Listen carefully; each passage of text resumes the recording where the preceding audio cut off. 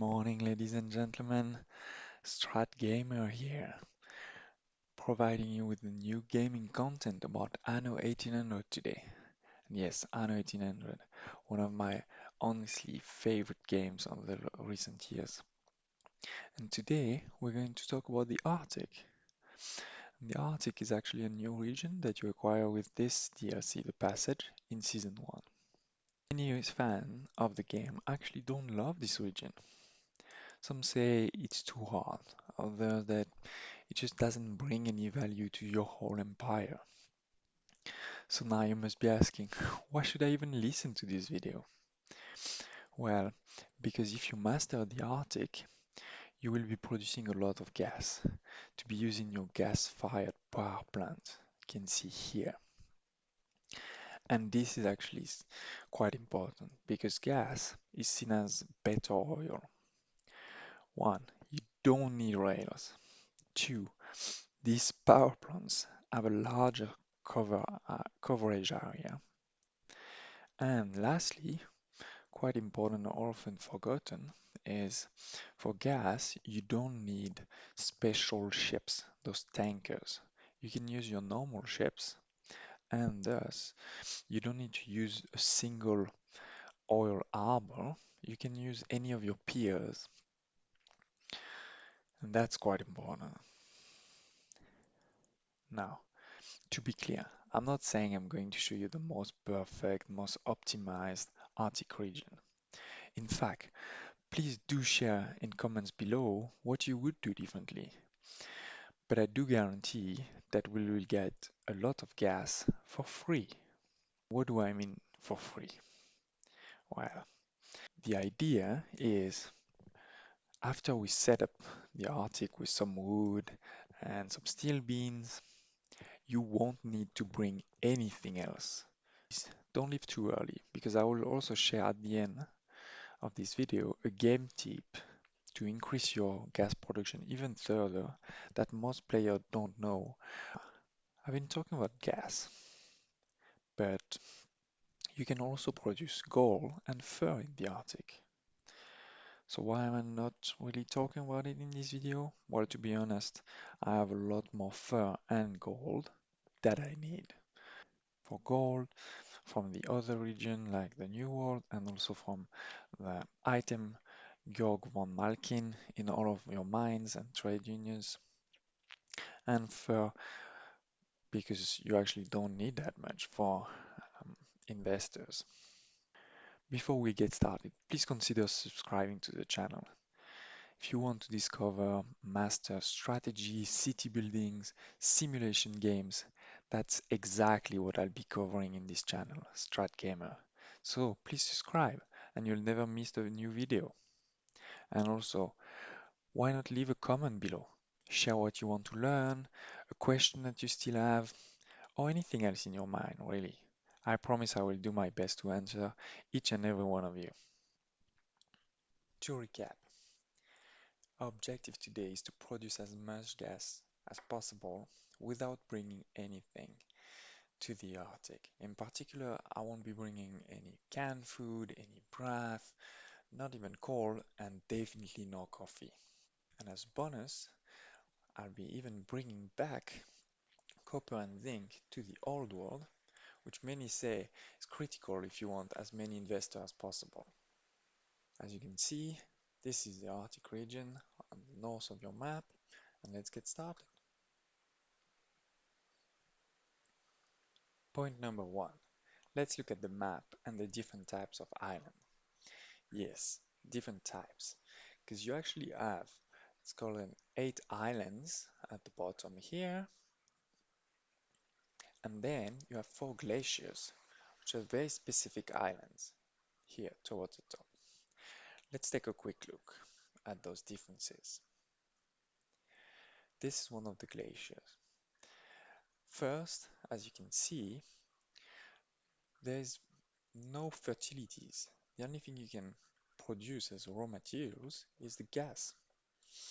Second, there's also no harbor.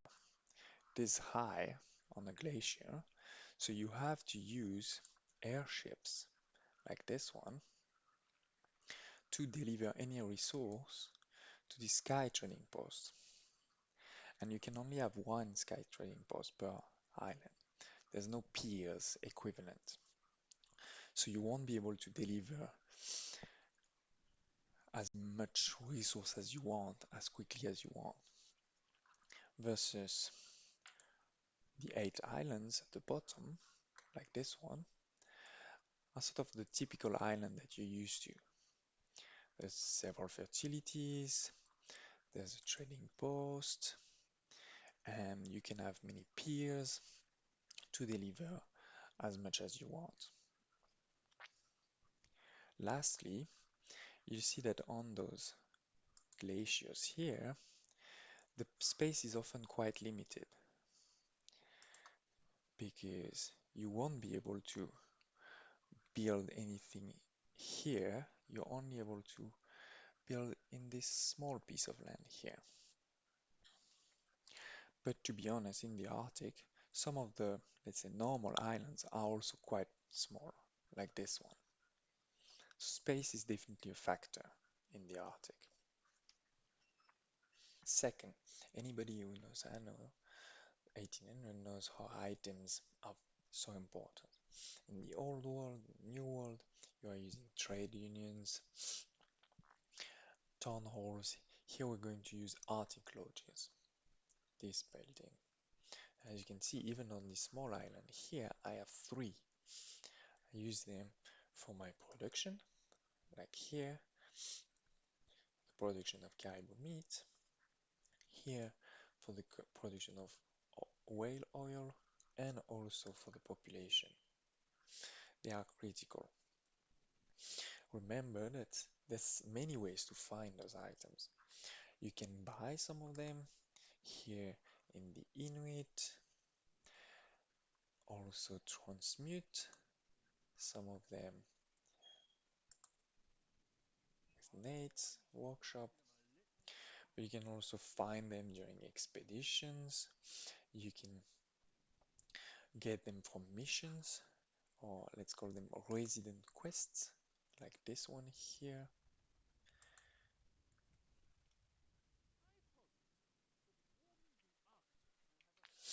And lastly, since the last update, you can create them in the Research Institute. If you don't know about the Research Institute and how powerful it can be, don't hesitate to click there on the top in my video on that subject. Let's start with the population. For all my islands, you will see only explorers. Never any technicians, only explorers. Obviously trying to have as few as possible given the space constraint and so that we need to produce as few as possible resources and key items, as I said, need to be used. I'm using these 3 items: the radiator, the outdoorsy grill, and Narun the seamless. Why these ones? Well, with these 3, I have 110% less chance to have the Arctic flu, and therefore I don't need to produce any of the heat or the equivalent of happiness elements. As you can see, I'm not bringing any alcohol or schnapps. I'm not producing sleeping bags at all, and still almost never getting any Arctic flu in any of those islands. Now, for the plateaus or the glaciers, it's the opposite. Instead of explorers, I only have technicians. Why? Because for the mines, the gas mines, this is what you need. Each gas mine, like this one here, requires 250 technicians, and you'll have 4 gas mines per plateau, so that's 1,000 technicians. In terms of the population and the items, I'm actually using the exact same items. Again, not having any of the um, flu problem and thus not producing even more elements like the parkas and definitely not coffee that we all know we need for investors, and still not getting the flu.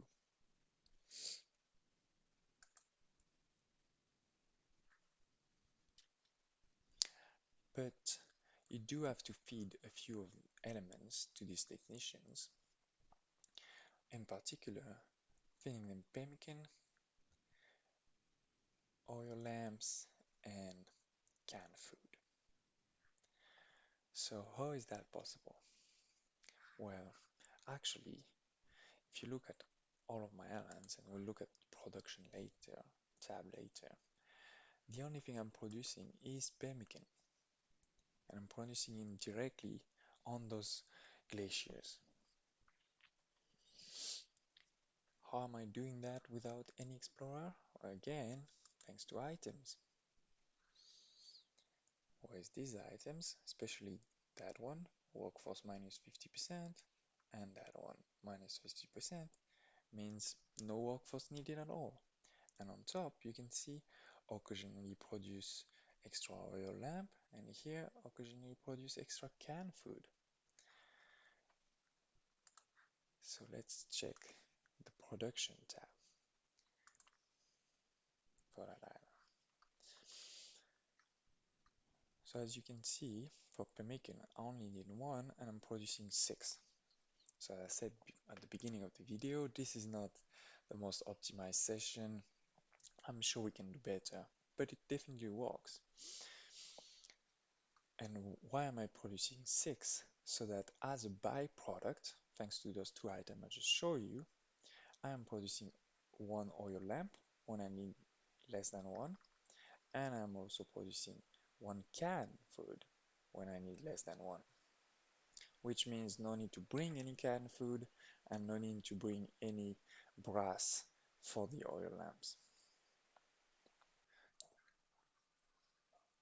Now, to produce this pemmican, we do need a few resources. We need the caribou meat and the whale oil. And that's where all of the islands, the 8 islands below, come into play. As you can see, let's check the production tab. I'm producing as well oil here 17 and the caribou meat 25. I am actually producing also one pemmican on that island. Why? Because given that this is one of the big ones, I do need pemmicans for the houses so that um, I do need pemmican for those houses so that I don't need to have too many of them to produce all that I want to produce. And again, using a lot of items to ensure high productivity and low workforce needed. You can see it will be the same for the other islands. This one is very small, so here I don't need any pemmican. I am not producing it at all, as you can see.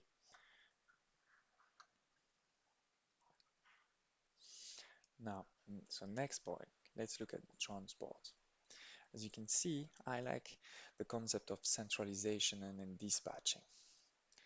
So the way I've done it is I have 7 of those 8 islands that are producing a lot, and they're all bringing it to the 8th island, which is that one, which I call the reserve. And it's quite simple. Each island, one transport going from the island to the reserve, bringing the whale oil and the caribou meat. And then, from that reserve island, sending it to the different glaciers. One trade route, one airship per glaciers, bringing the whale oil, caribou, and let's not forget the coal, because we can't produce any coal on those glaciers. After all the production is done on the glacier, I'm bringing it back first to the reserve and then later to wherever I need it. So let's see, for example, this ones, again, one per glaciers, going back to the reserve and bringing what is produced, the pemmican, and as we'll see just now, also some zinc, some copper, and the gas. Bring it all back. Then you'll also have these four ones, and you may wonder what they are. Let's click on one of them.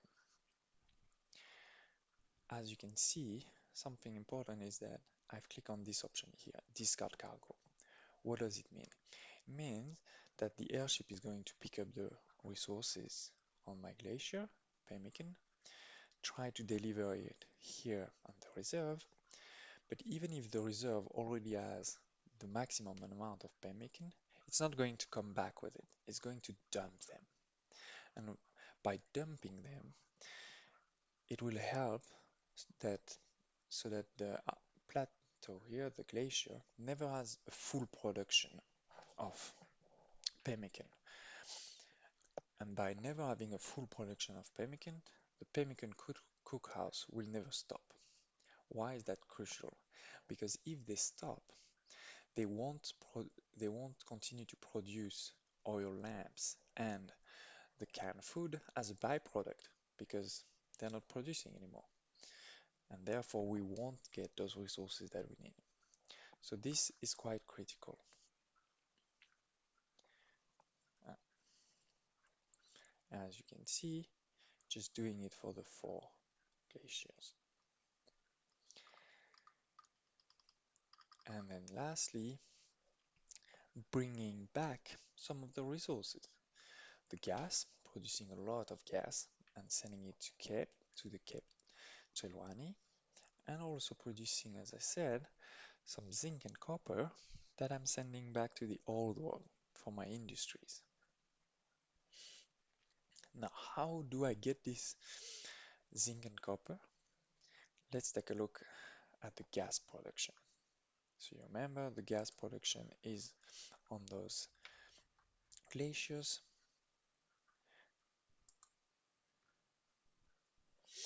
and you see I have two items on this gas mine.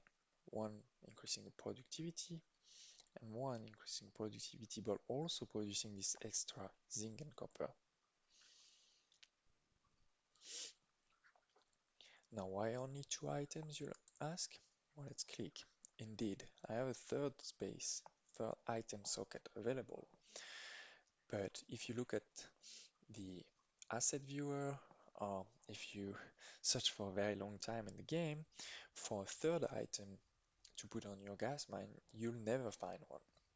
Or if you did find one, please put it um, in the comments below because I'm pretty sure that'll be big news for many people. One last element we haven't discussed here is the coal. Most people will just bring coal to the Arctic, and to be honest, you can. I'm producing a lot more coal in the old world than what I need. But in here, I promise you for free, so I'm delivering on that. I'm doing that with two elements. The first one is each of those small islands is autonomous for coal. As you can see here, I have a few coal plant or call it charcoal clean to produce the coal necessary. An important element is, yes, you can put those buildings so close to each other because the sort of area needed for the charcoal kiln and for the caribou hunting cabin don't overlap. So you can put them next to each other and still get 100%, as you can see here. And let me show you, prove to you that it is autonomous, needing 14, producing 14. Perfect. Then the second element is for the glaciers. You need a lot. So where am I producing it? Well, remember I said the eighth island called reserve, where I bring all of the production. This is also where I produce all of the coal necessary for those glaciers. You can see many here, And to be efficient, I'll actually even put a few items similar to the gas mines for this charcoal clean. There's actually only two items. There's not a third one that you can use, but still quite 50% productivity and 20%. And now, so let's double check that it is autonomous again. As you can see, producing 49, only need 4, but I'm also using it for the glaciers, right? So you just need to select those islands there, to my glaciers, and as you can see, producing 49, only needing 38, so that's perfect. And now, lastly, at the beginning of the video, I promised you a secret. So now let me deliver on that secret. You know what I just said, which is that you can put two items on your gas mine. But let's look at this gas mine here. I actually have four, two times each of them. How is that possible? Well, that gas mine is what we call, I've done building clipping on that gas mine. And what it means is that I have two Arctic lounges, one here and one there, which are covering it. How is that possible? Well, let's take a quick look at the coverage. As you can see, they're not overlapping, so it works, and they're each taking a half of the building, which is what you need to get the bonus. This is not only feasible for gas mining in the Arctic, you can also do it in the old world, in the new world, with your trade unions, with your town halls. To be honest, it is a bit harder in the Arctic, given the space constraints, the sort of strange shapes, but it is definitely feasible. Here I've done it only on one mine, just to show you the concept, but you can do it on as many as you want. And I hope you liked the video overall. If you did, please hit the like button, subscribe to the channel to see my next videos, and please don't hesitate to share comments below.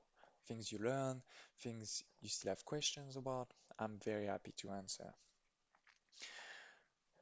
This is it for this video of StratGamer. Hope to see you next time.